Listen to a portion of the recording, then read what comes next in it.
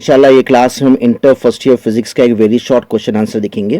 Question रहेगा what is the discovery of S Chandrashekhar. तो S Chandrashekhar का जो डिस्कवरी है इसको बोलते हैं हम चंद्रशेखर लिमिट। तो अब ये चंद्रशेखर लिमिट के बारे में पढ़ेंगे हम, what is Chandrashekhar limit. It gives about the mass of A star. Star के बारे में समझाओ। स्टार के बारे में क्या समझाया? तो इसका एक मैक्सिमम मास है approximately that is equal to 1.4 times the mass of sun. 1.4 times the mass of sun, यानी मैक्सिमम जो स्टार की जो मास हो सकता है ये 1.4 times the mass of the sun. अगर इससे बढ़ गया समझो इसका मास, तो क्या होता है, इसकी ग्रेविटी बहुत बढ़ जाती, तो सेल्फ ग्रेविटी की वजह से ये कोलैप्स हो जाता है। इट विल कोलैप्स, है ना, एक्सप्लोर होकर ये छोटे टुकड़ों में चेंज होता है ना, इट विल कोलैप्स।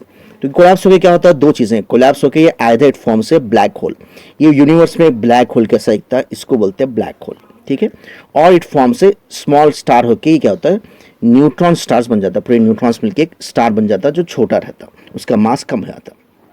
तो this was explained by the Chandrashekhar, S Chandrashekhar. तो इसको अगर आंसर देखना है तो इसका आंसर देख लीजिए आप लोग, क्या है, the discovery of the Chandrashekhar is called Chandrashekhar limit. ये क्या है, which tells about the existence of stars. क्या बोला, अगर ये भी याद कर ले तो और अच्छा है। The Chandrashekhar limit is the maximum mass of A stable star. Stable है ना, वो तो मैक्सिमम कितना है ना इसका वेट, इसका मास है ना, this is approximately equals to 1.4 times the mass of the सन।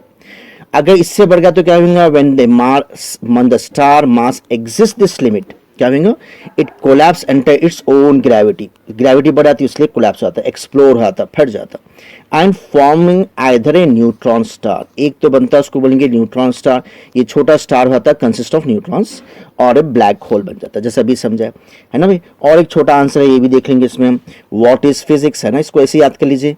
जब क्या बोलेंगे इसको, it deals with the basic loss of nature. Nature में जो भी हो रहा है इसके बारे में पढ़ना, basic loss of nature and their application in different phenomena, and their application in different phenomena। इसको याद कर लीजिए, physics is a branch of science which deals with the basic laws of nature and their application in different phenomena।